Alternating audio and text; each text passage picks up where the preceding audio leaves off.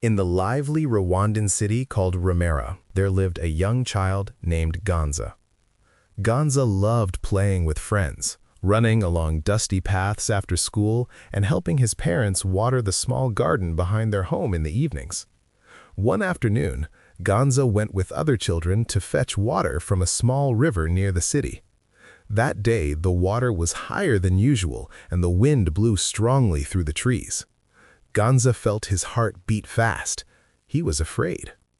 Suddenly, Ganza remembered the words his mother taught him every night before sleep, a Bible verse that said, "When I am afraid, I put my trust in you." Ganza stopped.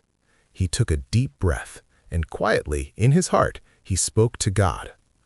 "God, I am scared, but I choose to trust you." At that moment, Ganza felt calm. His fear slowly faded away.